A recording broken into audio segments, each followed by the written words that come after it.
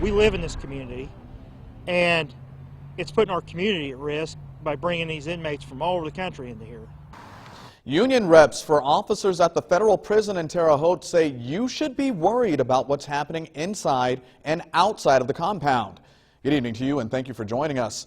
The U.S. Attorney General has issued new recommendations to the Federal Bureau of Prisons. He's urging officials to determine whether there are prisoners eligible for home confinement.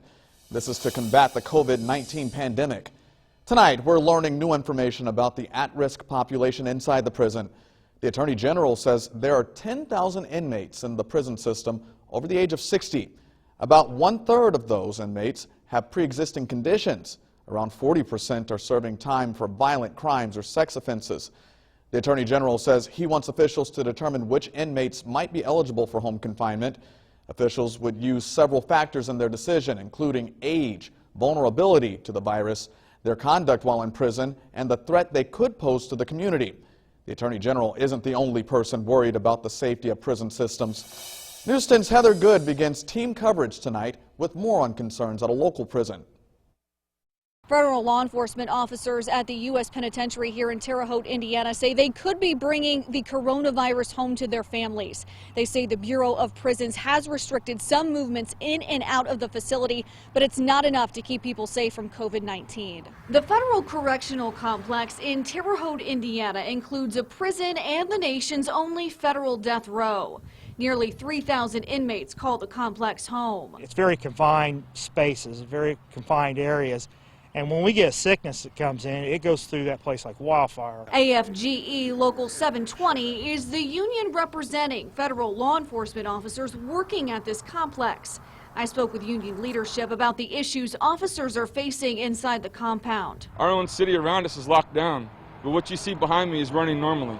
It's an open city in there. The Bureau of Prisons oversees 122 facilities, including this one. It has restricted inmate movements, but union leaders say not nearly enough.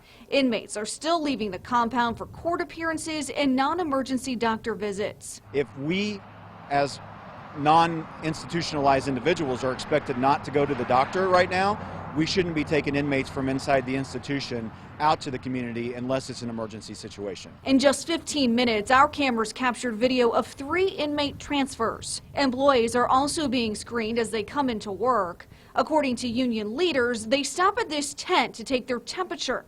If it's over 100.4 degrees, they go home. But union leaders say that's not always happening.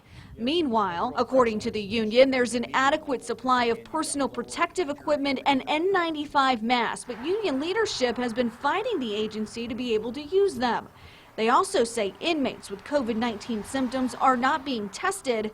There are 4 tests at this compound, but more than 4 inmates in isolation. It's an easy way to tell people that we don't have any inmates that are positive for this virus when we're not testing inmates. Now, these union leaders are calling on the public to contact elected leaders so they can put pressure on the Department of Justice. Members of Congress are also calling on the Bureau of Prisons and the Justice Department to make changes. In Terre Haute, Heather Good, News 10. Now, we reached out to the Federal Bureau of Prisons for comment. It says the Bureau has implemented a comprehensive management approach.